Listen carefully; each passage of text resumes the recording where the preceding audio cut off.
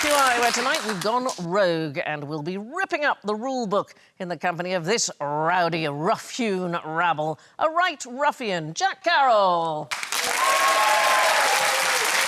Ruskaya Rabunitsa, Olga Koch. Reckless reprobate, Bill Bailey. And a ruddy rapscallion, Alan Davis. Their ringtones relate to some right rascals of rare renown. Olga's got a Russian. There we go. Jack's got a robber. They say the great train robbery, he was the mastermind. I'm enjoying these ones. Bill's got a Robert.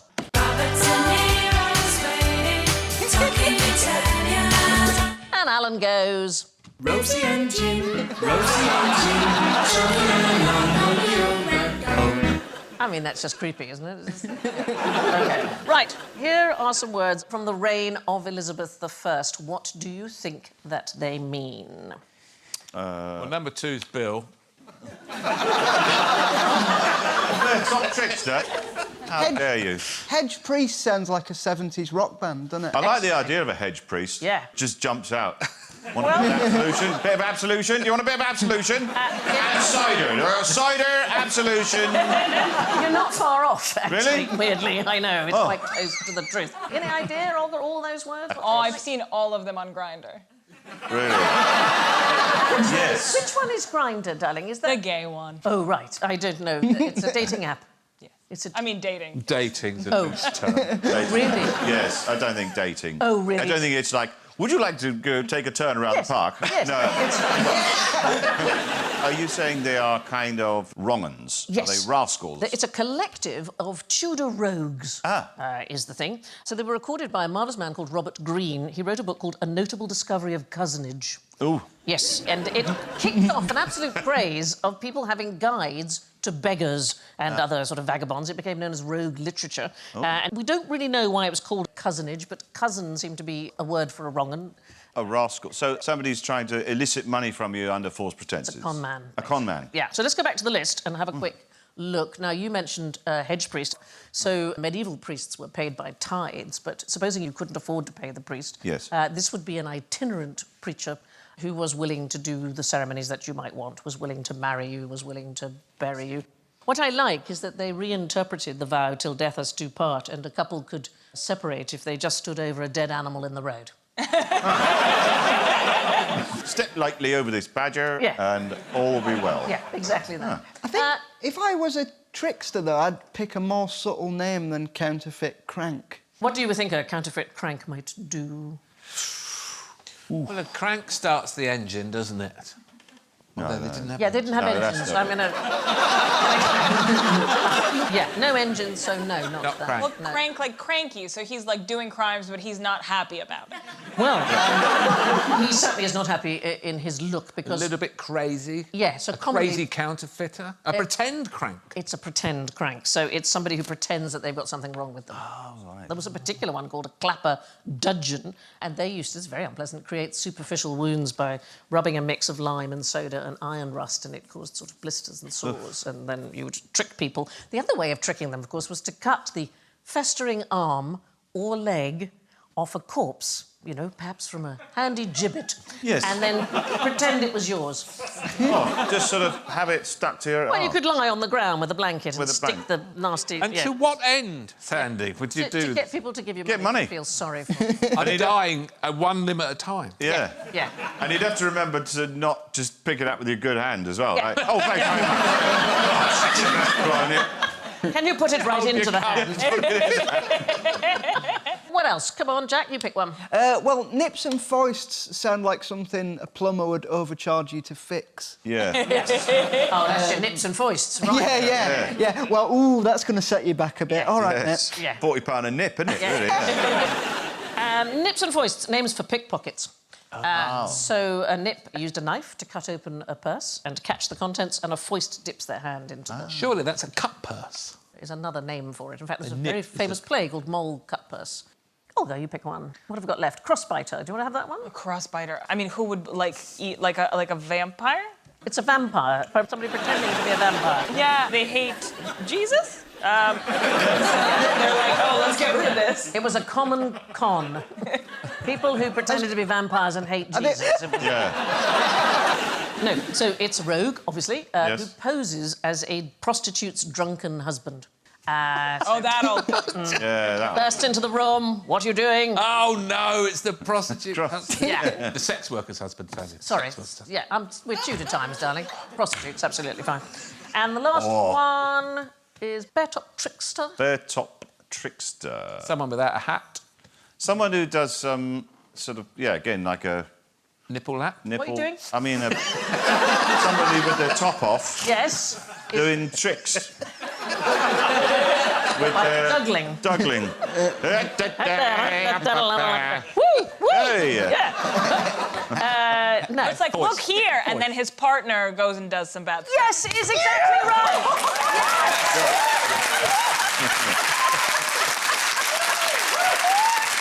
Yes, so a woman would flash a Tits. bear top and then possibly lure a man into a house, and then the gang of men would do robbing of him.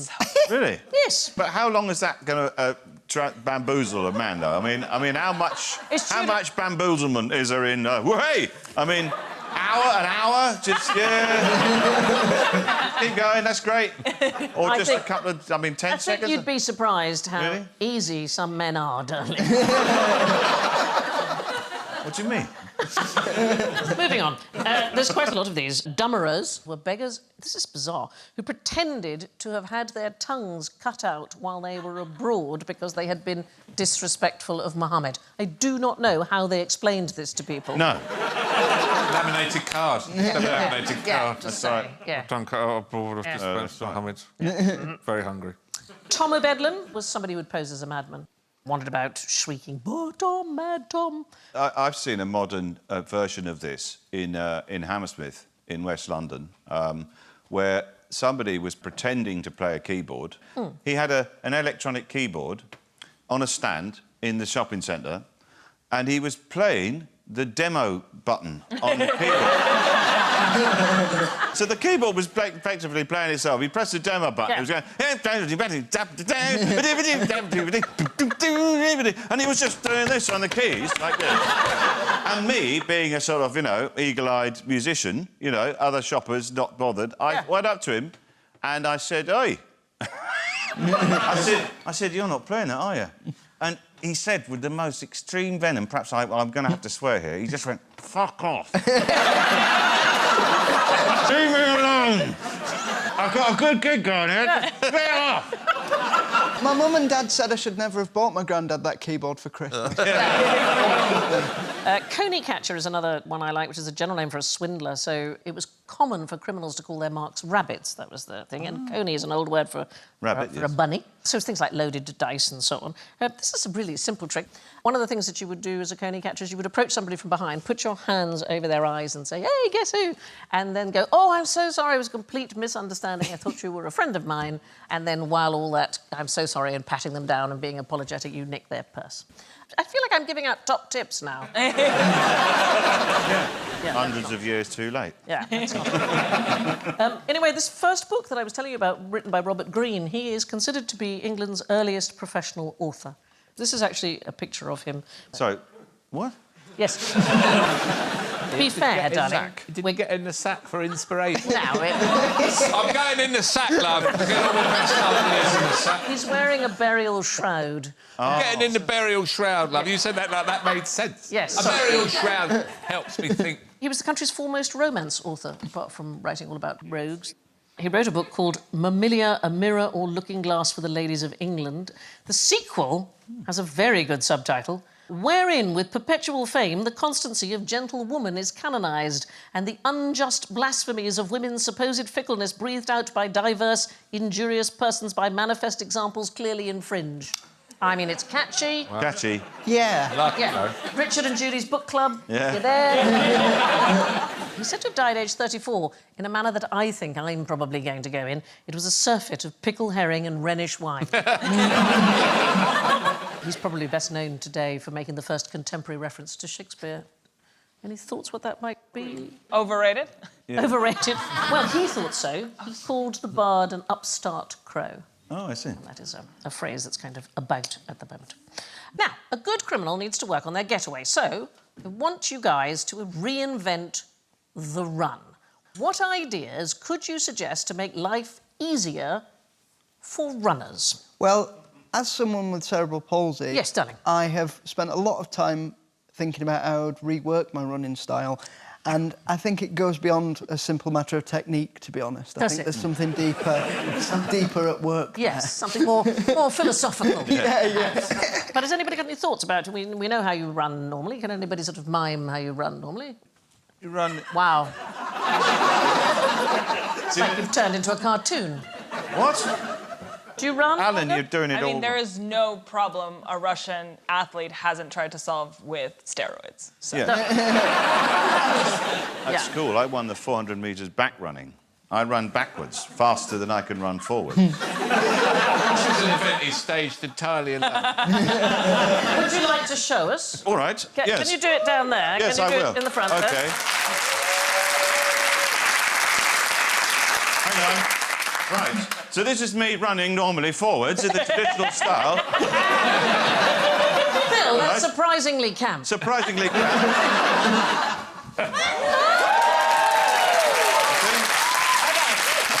So there was a study done at Harvard University, a man called Andrew Yegian, and what he found was that walking with completely straight arms was more efficient than walking What, like this? Yes.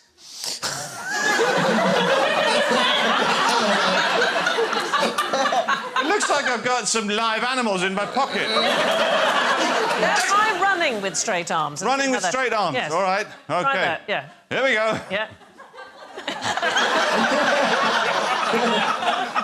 I feel there's a slight penguin vibe. I'll do the penguin going round the corner gag. You'll love this.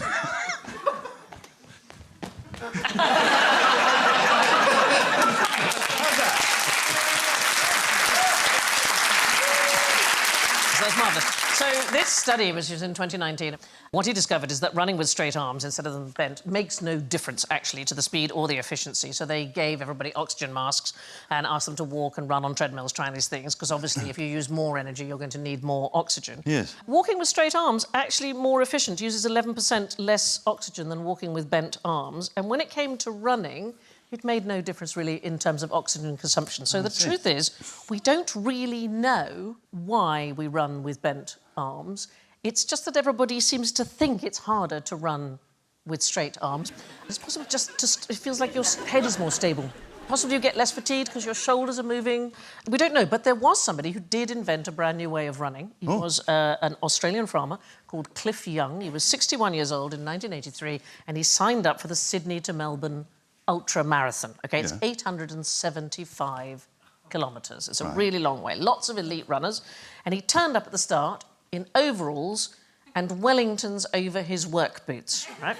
And everybody left. They ran off, and obviously he was left behind, poor old Cliff Young. And everybody knew that a race like this was going to take 6 days, so the best strategy was to run for 18 hours and sleep for 6. He didn't sleep. Every day, he got closer to the elite athletes before he finally overtook them on the last day and broke the race record of 5 days, 15 hours and 4 minutes. And now almost nobody sleeps during ultra marathons, and the young shuffle, as it's known, has been adopted by ultra marathon runners across the world because it expends less energy. So he invented a new way of running. I guess I just wonder, like, can anyone reinvent running? Can I show up and just drive a car? Yeah. Yeah, I think that's... Watch this. Yes, guys. yeah. I'm going to take the bus. I've got wheels. Yeah, we're going to sort this out. Well, they are constantly trying to find new ways of running. So Alphabet/Google's AI company, DeepMind, they tried to challenge the computer to see if it could learn a different way of running. And they used sort of virtual rewards and punishments to get the computer to see if there was a better way of moving. I have to say, it's very bizarre. Yeah. And if this was how you run, well, I think I would have fallen over immediately, but this is... This is the computer reckoned. Is the...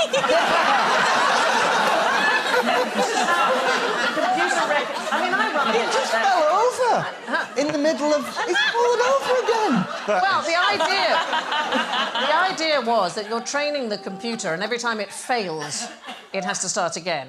So it was a series of trying. But this, I love. I mean, that's. Maybe you're right, Al. It's that. Yeah. There's a sort of... there is a sort of angry Benny Hill vibe to that.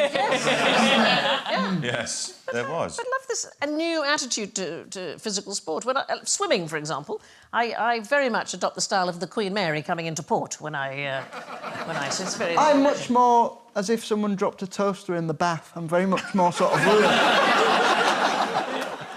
Anyway, the video looks very odd, but it is apparently the computer trying to find the most efficient way of moving. How extraordinary. And it's a good technique because one day it may help us to teach robots to navigate sort of unfamiliar and difficult They're just- terrain.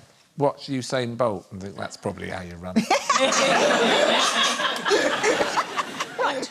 Since we're giving everybody the runaround, here is a question for you. How did Olga use a pigeon to wreak her revenge? Do you know? Me? this? Yes. Is Well, this not you? you, but a namesake. Oh, I have an idea. Okay.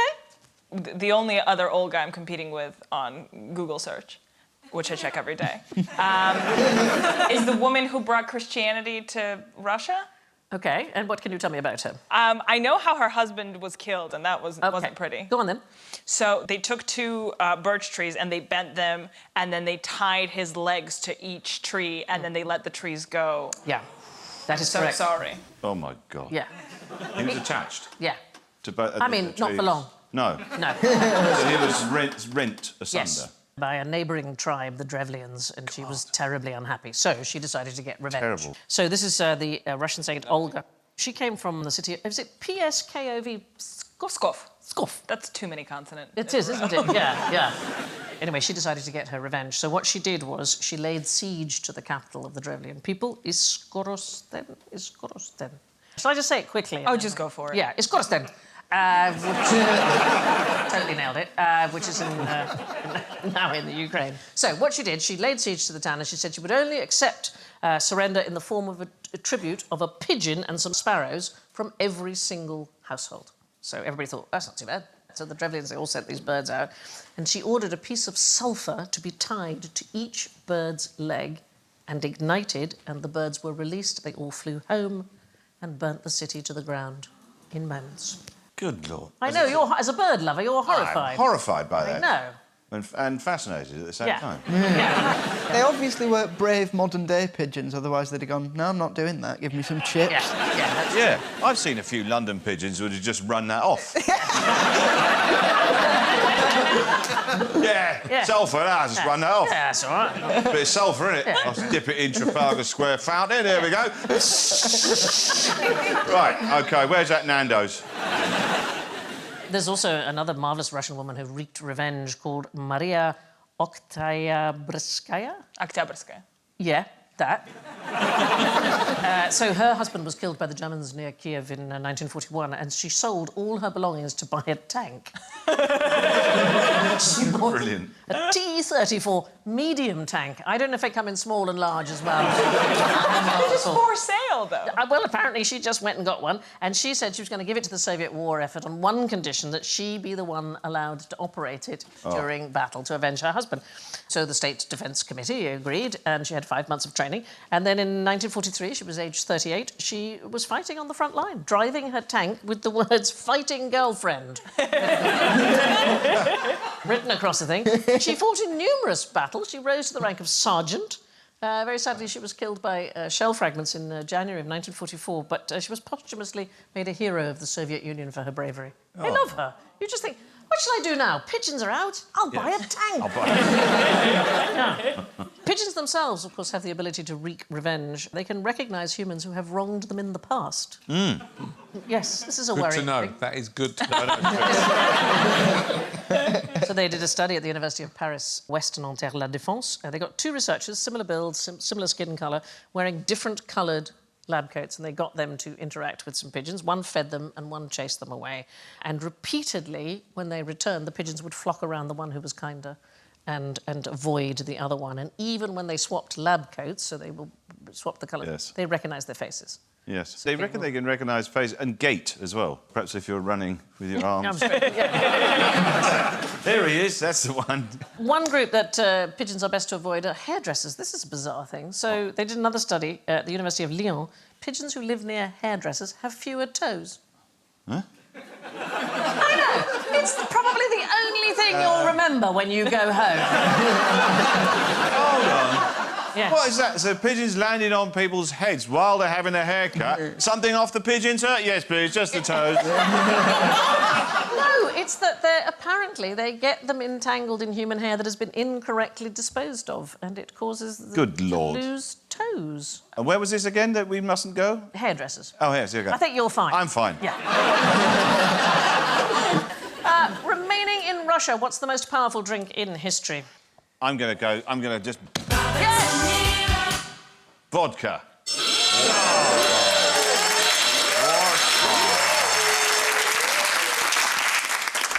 I love vodka, actually. Do you like... Are you... I like vodka because it says so much about Russian people. Like, Russian people bit into a raw potato and we're like, this is amazing, but can we make it liquid and ruin our lives? Vodka is... Well, it's great because it doesn't really have a great deal of taste, but it does... you can have it ice. It doesn't freeze, does it? No. It also makes you look thinner the morning after, apparently, because it thins your blood and therefore it distributes weight differently. Sales are going through the... Yeah. I know. I want one immediately. Yeah. What, the aim is to totally dehydrate. So the most powerful drink in history is not vodka, it is Pepsi. So for a very brief time in 1990, the 6th largest military fleet in the world was owned and commanded by Pepsi. I know. So, 1972, Pepsi executive, there he is, Donald Kendall. He successfully negotiated an entire monopoly of cola in the Soviet Union. So, Coca-Cola were out and it was only going to be Pepsi. Is he trying to get that can off his face? Yes. It's Yes. His eyebrows again. So the ruble wasn't worth very much money internationally at the time, and anyway, the Kremlin forbid the foreign sale of rubles. So a deal was struck initially where Pepsi Cola syrup was swapped for mountains of Soviet vodka. That deal lasted until 1990, when Pepsi decided that vodka was not enough payment.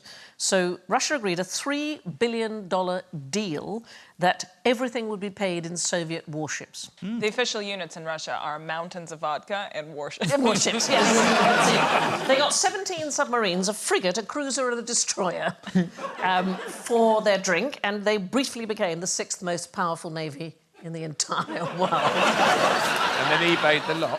Yeah. They sold it to a Swedish company for scrap. I love, there's a little Swede going, hello, yes, scrap merchant. How many? 17 submarines, just a moment. We can do this. But apparently it's a thing in Russia. So they once offered New Zealand MiG fighter jets and tanks and a nuclear submarine to wipe out a $100 million debt for dairy imports. Oh, I'm not surprised at all. You're not? No. They sold me off. That's a complaint. You're right. I mean, also, Coca-Cola must be shitting themselves. Just going... They've got that silly truck that goes around. Pepsi have got a nuke. Do you know what vodka means, literally? It has a literal meaning. Small water? Yes, yeah, little water. What is water? Voda. Voda, and so vodka is just like slightly harder. Am I right that the Russians sometimes will keep some in the house, like bathroom vodka, like for just kind of for cleaning and... Is that true? mean, that's what my mom used to say. It's for cleaning, Olga. Wonderful, this picture is. It's like one of my old Christmases when I was a kid. Some of my West Country relatives. This is a mildly offensive picture. This is the West's idea of Russia. I'd say it's offensive, but that's literally my dad. Okay. But I like their attitude, because it wasn't until January the 1st in 2013 that beer was classified as an alcoholic beverage. Really? No. Anything under 10% alcohol was Was baby characterised... formula? Was a foodstuff. The strongest beer ever made, according to the Guinness World Records, was a beer called The End of History. It was made by the Scottish company Brewdog. It was 55% alcohol. So if you think vodka mostly is 40%. What the hell? When you've had a pint of that, this is what you see. This is what you see. They sent This is like some of my lockdown dreams. They sent 10 of their investors a bottle of this particular beer mounted inside a taxidermy roadkill squirrel. That someone got divorced over. I think, yes. It's not drunk as a beer, though, is it? It's drunk in a shot glass. It says it should be drunk in small servings. Is entirely correct. I bet this is in the inside locker of every RSPCA warden. Yeah, that's right. Yeah, you care for him on the outside, is there you go. Turn him into a bottle, that's what I say. Bloody vermin! You bloody vermin, that's what you are! That's the best you can hope for, you miserable little git! Turn him into an optic, that's what I say. All the taxidermy ideas. Yeah. All the legs That's turned right. into Somebody tried to sell me a utensils. theremin made out of a badger. All right? Sorry, what made out of Badger. You know a badger? I know what a badger right? is. I didn't know what the first word was. A theremin. You know that it was invented by the Russian radio engineer, Leon Theremin, in 1918. What is it? It's a thing that goes, woo! It's like a pole, and when you go near it, it senses you and makes a noise. Yeah. Okay. He was trying to invent an alarm, a motion sensor, and he inadvertently invented this instrument, which had, you know, as you go closer, it goes, woo, woo, and then he sort of calibrated it into an instrument, Leon Theremin. And there's one shaped like a badger. Well, people give me these things. People give me all kinds of strange things. We're never going to sell this. Hang on. I've been given strange things, but it usually results in penicillin. Well, it was a gift. We know you love the weasel ukulele. I love the weasel ukulele. That's given me ideas. No, somebody knitted me a praying mantis once. That was the strangest thing. But no, the theremin was a stuffed badger on a pole, and you moved your hand close to it and it went, ooh! Was one of the most disturbing things I've ever seen. That just reminded me of it there. I totally want a beaver that does that. Do you know? We haven't. Hey,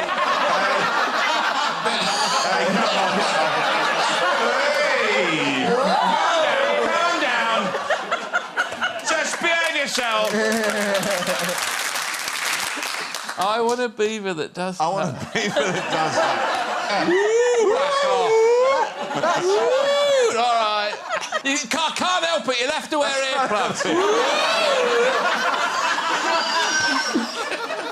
I mean, that sort of sound is directly out of a Carry On film as well. That thing.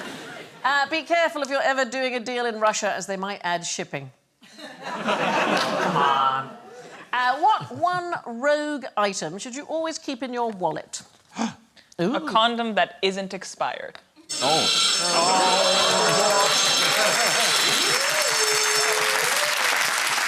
It's not my area, but why do they go off? Eh? I think they go off due to sort of pity. They just go a bit too long.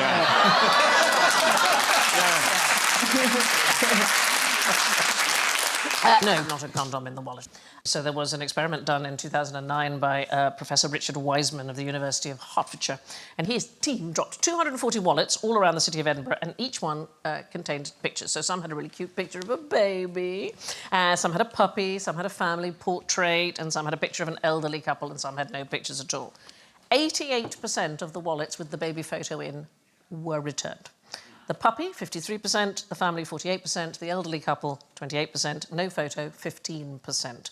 And Professor Wiseman says he always carries a baby photo now. Yeah. In his wallet. Of a human baby. Yes. Yes. A live baby. That would be a weird one to explain away if it's not his baby, though. They bring it to your house, they knock on the door, and you answer the door, and they say, "Oh no, that's not you." It is extraordinary what people will decide to return or not. So there's a similar experiment led by University of Michigan professor Alain Cohn.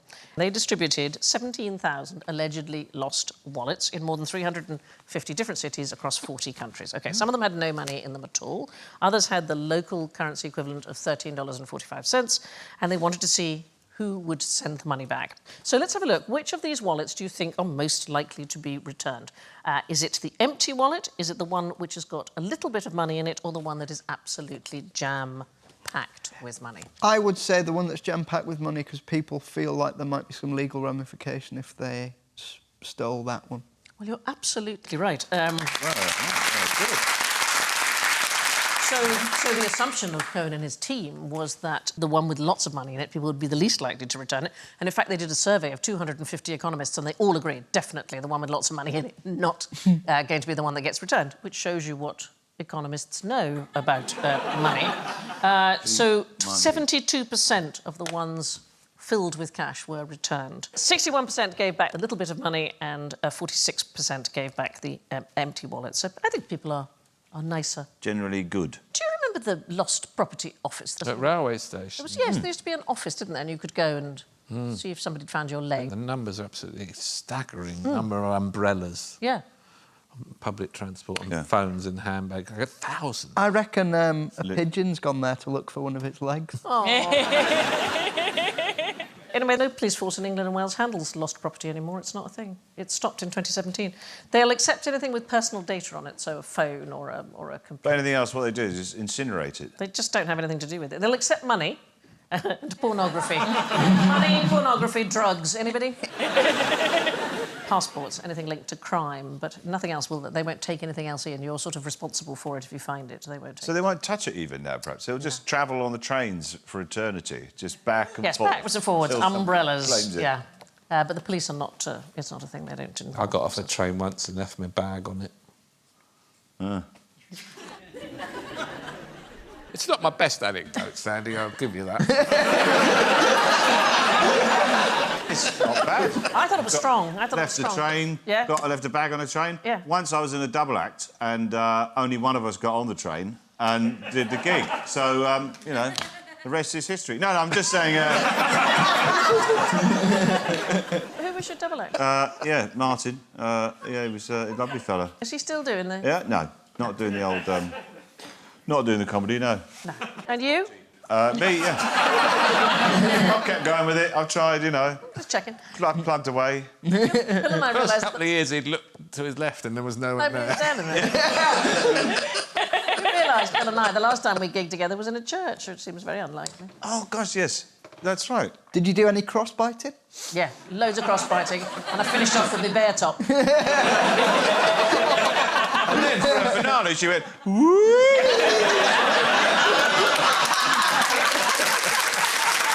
Oh, what a marvellous evening that was. Happy day. Yeah.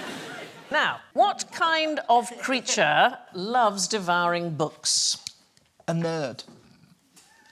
Wait. I'm going to give you a point for that, Jack. I think that's entirely true. A creature, we're looking for animals. A bookworm.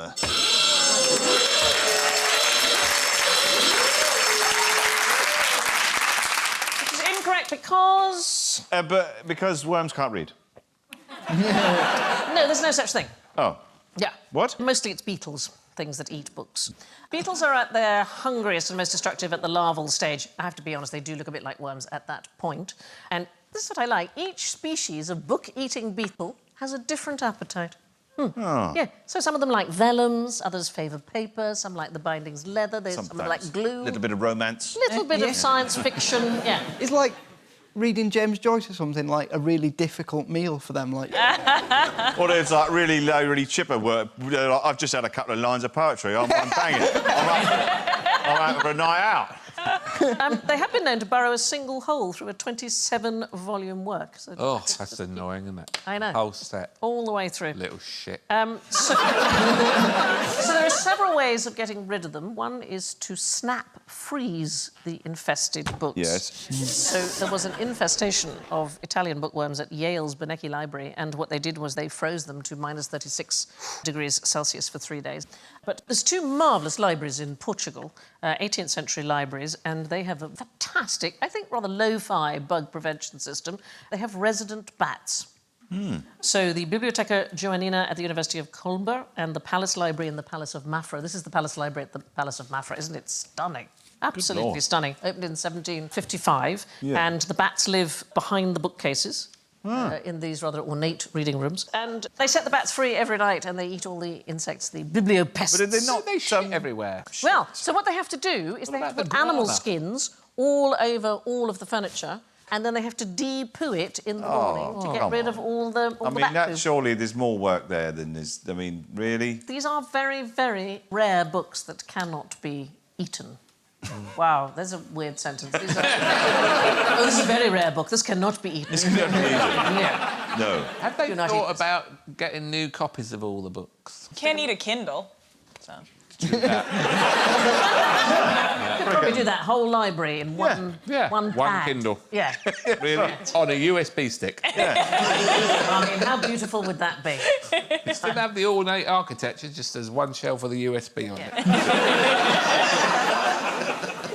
Now, what is the most extreme way anyone's ever avoided having sex? By saying, come to this library with a load of bats in. Any kind of self-mutilation involved? You're saying that you take one testicle and strap it to one sapling, and then you take another testicle and you strap it to another sapling, and... Boing! We're talking about creatures, Creatures. rather than... Or animals. OK, so something Yeah. that animals do to Yeah. prevent having sex. avoid, yeah. with So other animals. we are in the world of dragonflies. I don't know if any of you have noticed there's been a huge influx of dragonflies in Yes. the UK this last year. Is that a 69? That Yeah, not strictly. it's quite difficult. Quite a high number. Yeah. It's quite hard to work out No, who's it's a doing heart, what isn't it? to who It's a there. beautiful heart. Yeah, it's... One of them say, "Get off me, Yeah. you bastard." Yeah. Well, that is in fact correct, because that is one of the things that the female dragonfly will do. So, this is a study by a man called Rasim Khalifa, a zoologist from the University of Zurich. So, female dragonflies, the ones that are known as the common hawker, pretend to be dead while being pursued by a male in order to avoid amorous attention. Well, this is something that I've seen frequently. It's called thanatosis. It's Greek for putting to death, and it is a way of avoiding sex, is to pretend To be dead. that you are dead. Yeah. So, not You put know what the everyone word off. for it. I knew it. so what usually happens is after mating, most male dragonflies will guard their partner, but this particular species, which is known as the Ashna junkia, they just fly off and they allow the female to be harassed by other males. But if another male tries to mate with her at that point, as she's had sex already, her reproductive tract might be damaged, or she could even be drowned by an aggressive male because they spend a lot of time on the water. And so to avoid this, they go into the undergrowth and lie motionless on their backs, and the amorous male gives up and goes away. I know. That is an extraordinary picture, isn't it? It is. It's beautiful, actually. Yeah. It's stunning. It is astonishing, the whole insect world.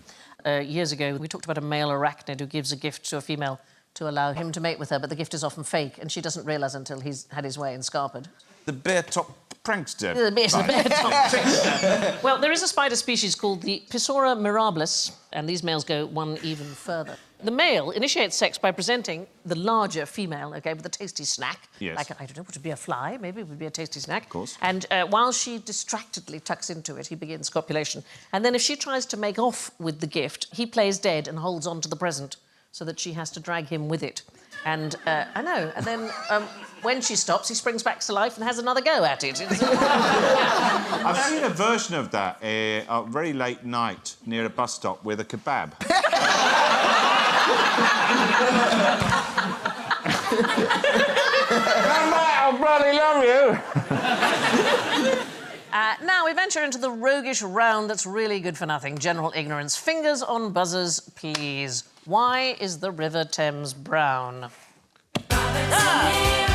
Is it because of silt? Absolutely right.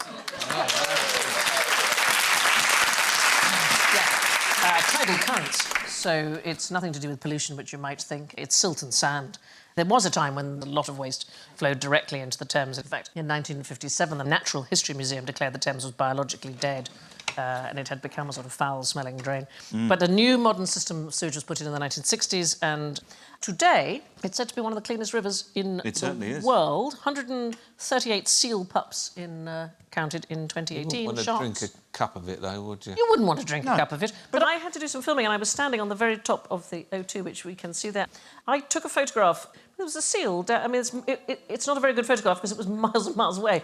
But I could see about 6 seals from where I was at the top of the O2. There's a colony of seals living at Teddington Lock. Is there? Yes, there's porpoise, dolphin and whale I've seen in the Thames when I've been paddleboarding. I mean, that's not to say there isn't shed loads of rubbish in the Thames. Corpses. Yeah, Port of London. Well, they reckon about a corpse a week in the Thames. Oh, We're just trying to avoid sex. I know. The Port of London Authority removes about 200 tonnes of rubbish from the river every year. In just one day in 2019, the PLA removed 70 tangled trolleys that were spotted clumped together at low tide. I mean, look at that. I know. That's beautiful. And 60% of the rubbish is single-use plastic.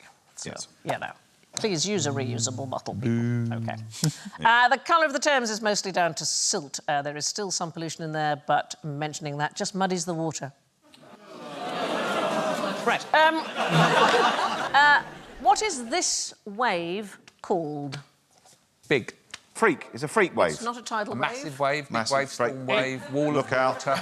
A lookout. A buttock clean... a trouser filler. A surfer drowner. An absolute bloody Begins with shitstormer. R. A rascally rogue. A rogue wave. Oh, a rogue wave. A Oh, rogue what do you wave. say? So tidal waves occur in shallow water, right? Yes. They're caused by gravitational interactions between the sun and the moon and the earth. Tsunamis are giant waves caused by... Tectonic shifts. Yeah, so under the undersea sea. earthquakes and volcanic eruptions and so on. The thing here, this is a rogue wave. They are sometimes called freak waves. They are mountainous swells. We just don't know why. Is it one of those? We don't really know why. What defines them? They have to be twice the height of more than a Richard third Osman. of the waves in the air. And they appear really suddenly. I mean, they're unbelievably dangerous for shipping. And for centuries, people thought it was an exaggeration by sailors that no such thing really existed. Then on New Year's Day in 1995, an enormous wave smashed into the Draupner oil platform, which is just off the coast of Norway. And it was recorded at an astonishing 85 feet from trough to peak. And it was the standard assumption was that these waves maybe happened once every 10,000 years or something. Did it knock it over? Were they all No, right? everybody was absolutely fine, yeah. But they analysed about 30,000 satellite images over a 3-week period in 2003, and they discovered 10 waves around the world that had reached that height. So it is not quite as freaky as you thought, and nobody knows how they're created. According to Peter Challoner of the National Oceanographic Centre in Southampton, people have been working actively on this for the past 50 years at least. We don't even have the start of a theory. I'm just imagining a load of scientists on surfboards going, oh, shit. This is one. Definitely one. It reminds me of one of those Japanese prints, you know, those sort of prints of them. Beautiful. And that's my phone case, actually, is that painting, that Japanese painting. Is it of the really? Wave, yeah. So that's consumerism for you. Yeah. Right there. Yeah. It turns out rogue waves aren't tall stories, but are stories tall. All of which brings us to the final scores. In 4th place, the villain of tonight's piece, with -29, is Alan. In 3rd place, with -8, it's Bill. In 2nd place, with -6, it's Olga. But sneaking into 1st place, an absolutely quizzy rascal with 4+ points, it's Jack.